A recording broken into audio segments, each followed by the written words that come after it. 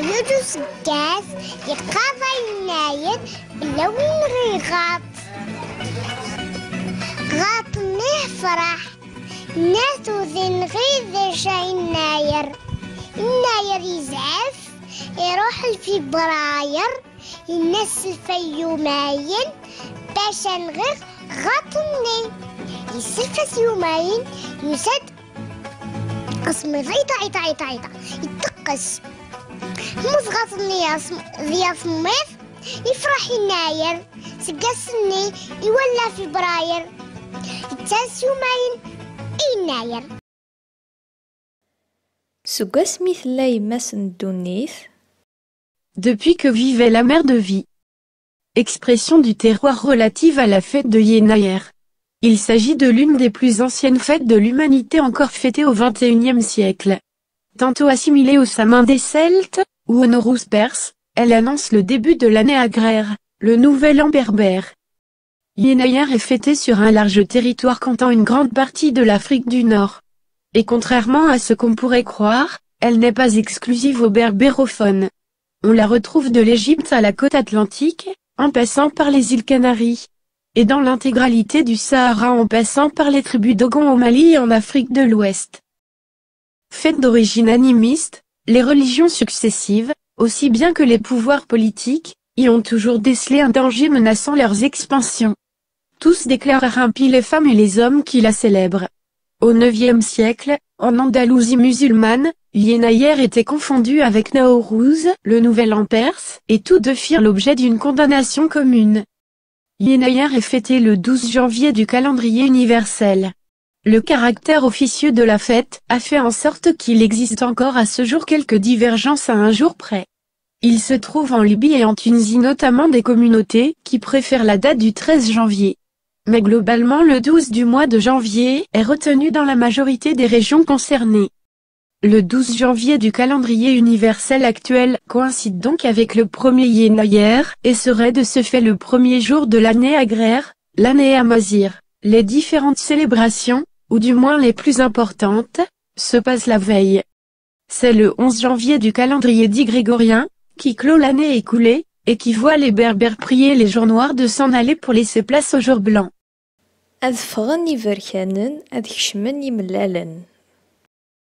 Essentiellement, c'est une sorte de réveillon, tel que connu ailleurs dans le monde occidental. Principalement, mais pas que, car les rites débutent même quelques jours avant et se poursuivent au moins une semaine après. Période, appelée, le mélancolique. C'est une période d'angoisse collective, où on croit les provisions sur le point d'annoncer famine. Les mêmes prémonitions, ailleurs dans le monde ont instauré des fêtes comme Samin, plus connues aujourd'hui sous le nom commun de Halloween, où on assiste à une évacuation collective du stress engendré par des causes similaires. À savoir, la baisse de la luminosité du soleil, le raccourcissement visible du jour, qui pousse l'homme à ne plus rien cueillir et ne plus rien chasser. Dans les environs de Tlemcen, une fête à l'identique de Halloween se déroule la nuit de Yenayer. On y voit des enfants se déguiser en monstres, pour aller de porche en porche, quémander des friandises, et gare, à celui qui ne donne rien, sa maison ne sera pas visitée par les âmes des ancêtres disparus. C'est l'Ayrad d'Ebenisnous. Ayrad signifie d'ailleurs, lion. Socialement, un interdit ancestral oblige les filles mariées à ne pas visiter leurs parents durant la période mélancolique. Nous assisterons à Yenayer à une sorte de compensation, puisque le dîner de Yenayer est servi à part égale même aux absents, y compris les filles mariées. Les déplacements sont déconseillés même pour les bêtes, qui doivent être retenues aux étables. Pratique encore courante en Kabylie. On peut expliquer cette interdiction par la nature des chemins de montagne en Kabylie, impraticables les journées de verglas de décembre et janvier. Ainsi le paysan kabyle préfère voir sa vache maigrir mais vivante. Étymologie. Djamel Lassem évoque l'étymologie suivante. Le vocable Yenayer signifierait donc « les paroles de la lune ». Il se base sur un rituel kabyle obligeant le paysan à converser avec ses animaux domestiques, pour leur dire et leur rapporter ce que disent les astres, notamment la lune, à propos des jours qui viennent, et de la nouvelle année. La Seb donne ainsi une origine astrologique à Yenayer. La fête du Nouvel An berbère, appelée le plus souvent Yenayer, est appelée dans d'autres régions ينار ناير يونير يونير يونر.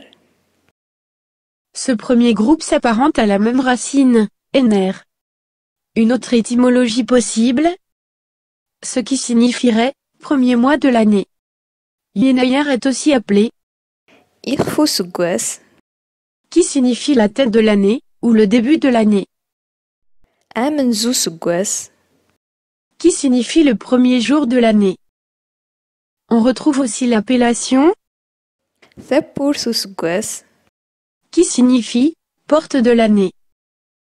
Cette dernière est la plus appréciée des latinistes qui y voient une allusion claire à Janus, dieu biface des portes, le fils cadet de la terre. C'est le dieu des seuils, des commencements et du futur. Il a deux faces, l'une regarde le passé et l'autre scrute l'avenir. Ajoutez à tout cela la prononciation latine, Janus. Et le lien est fait. Janus est le Saturne des Romains, c'est un dieu initiateur du bien, il a un rôle civilisateur, fondateur. Une étymologie, finalement, qui vient conforter l'idée de la grande expansion géographique de la fête, que l'on retrouve sur les côtes sud de l'Europe. Les travaux de Pérez Galant-Pernay, cités par le regretté Adadou, attestent du mythe de la vieille de Yenayer même en Calabre et en Provence. Un autre groupe de noms relatifs à Yenayer, s'apparente au vocable, ini, ou bouini, littéralement, celui de la pierre au foyer. Ainsi nous retrouvons بيانو ثبيانوت ثبليوت utilisé par les Touaregs, ثنريانوت لالا بيونا لالا بابيانو utilisé à Ouargla, ou encore ثفسكن لالا بابيانو. Lala, veut dire dame. Ce deuxième groupe nomme Yenayer, par les noms locaux donnés aux personnages de la vielle de Yenayer. ثمغارثن يناير يما مرو يما ورغو. Serait le même personnage. Vieille souvent cruelle, mais cherchant si les enfants ont bien mangé. Personnage très ambigu où se mêlent bienveillance et cruauté.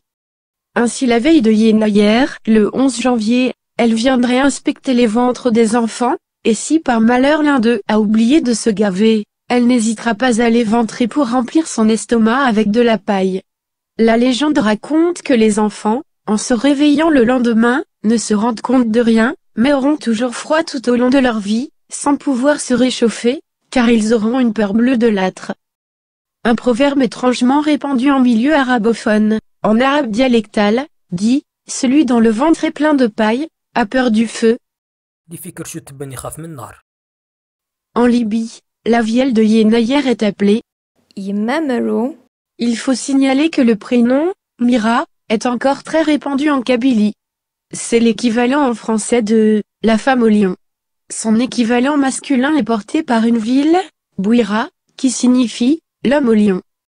Il est nécessaire d'évoquer ici la cosmogonie kabyle, très secrète et mystérieuse, que j'ai évoquée dans une vidéo précédente, où l'on découvre que le lion descend du 50e couple d'humains qui décidèrent d'aller vivre dans la forêt.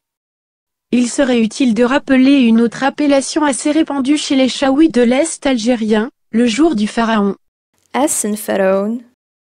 Une certaine confusion règne sur les légendes qui se colportent concernant le pharaon cité. Serait-ce celui englouti par la mer? Ou celui dont s'enorgueillissent les Chaouis comme étant leur ancêtre, à savoir Sheshonq, le premier pharaon berbère, cité dans la Bible? Il envahit la Palestine et est réputé être le dernier détenteur des trésors du temple de Salomon à Jérusalem. Henri Genevoix rapporte quelques appellations intrigantes que l'on donne aux Kabyles. Les prisonniers de Salomon, إمحباس سيدنا سليمان. ou encore, les détenteurs du secret. أثلفظنا. Cette dernière appellation a été largement vulgarisée par le chanteur Matou Blounès. Le chanteur Idir aussi, reprend l'expression, se qualifiant lui-même de « gardien du secret ». C'est d'ailleurs la date de l'intronisation de Sheshonq Ier qui marque l'an 0 du calendrier berbère. Il se raconte qu'il monta sur le trône de la 22e dynastie le premier Yenayer de l'an 950 avant Jésus-Christ. C'est pour cette raison malgré le faible impact géographique de l'appellation « Jour du Pharaon », que l'Académie berbère décide d'officialiser le début de l'ère Amazigh en se référant à cet événement majeur dans l'histoire des Berbères. Le calendrier Amazigh est un calendrier perpétuel, sans millésime. C'est seulement à la fin des années 1970 que l'Académie berbère a proposé de lui donner une date. La vielle de Yenayer est souvent confondue avec la mère de Vie, ce qui pousse les néo-païens à dire que Yenayer est lié au culte de la déesse mère. Pour ma part, j'ai beau chercher, rien ne permet de lier les deux personnages. J'ai évoqué le mythe de la mère de Vie, appelée Perle de la Rosée, dans une vidéo précédente. À présent parlons de la vielle de Yenayer, plus précisément du mythe de Janvier, le mythe de Yenayer.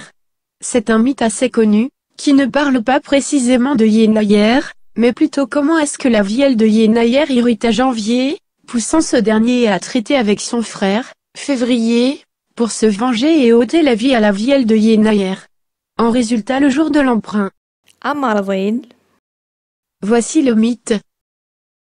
La vieille de Yenayer croyait en janvier fini, voulut un jour d'éclaircie, emmener ses bœufs paître dans les pâturages, enfin révélés par le soleil.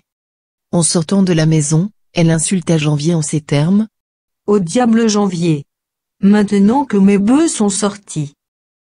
Janvier en entendant cela, pris de colère, demande à Février de lui prêter un jour, pour se venger de la vieille. C'est ainsi que manque un jour à Février, et que Janvier en contient 31. Fort d'un jour en plus, Janvier entreprit de geler les eaux, de faire tomber la neige comme des couvertures. Adissou Zalaoun. Depuis, Janvier est devenu, Janvier faiseur de grandes frayeurs, qui empile les eaux dans le ciel. Et c'est ainsi que la vieille se trouva piégée dans son petit pâturage. Aujourd'hui encore en Haute-Kabylie, des bergers peuvent vous montrer des rochers qui ressemblent vaguement à un troupeau de jeunes veaux, et à une vieille assise occupée à tisser, ou à barater, suivant les régions. Les portes de l'année. Arrêtons-nous donc sur un personnage évoqué dans le mythe de Janvier, que je viens de narrer. Il s'agit d'un personnage féminin, ayant beaucoup de noms à travers l'Afrique du Nord et connu pour son histoire. Il s'agit de la vieille de Yenayer, qu'on nomme en Libye, Yimamaru. et en Kabylie, Yimawargo. et qui voulait se faire passer pour la mère de l'humanité.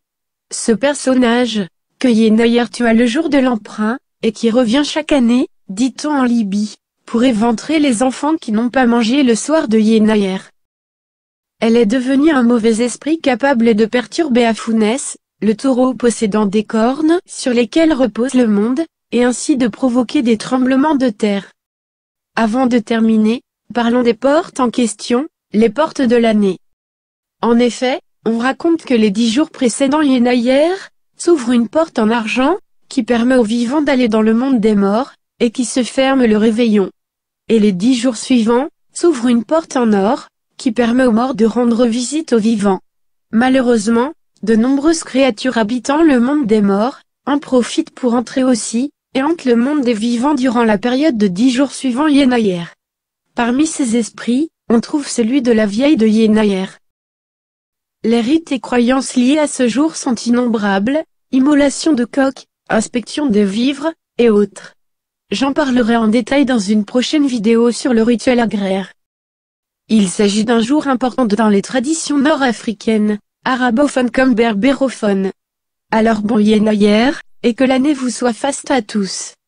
أسقاسون ذا زعيم أسقاس ذا الخير أسقاس نحن إن شاء الله أسقاسون ذا زعيم أسقاسنا الخير أسقاسنا هنا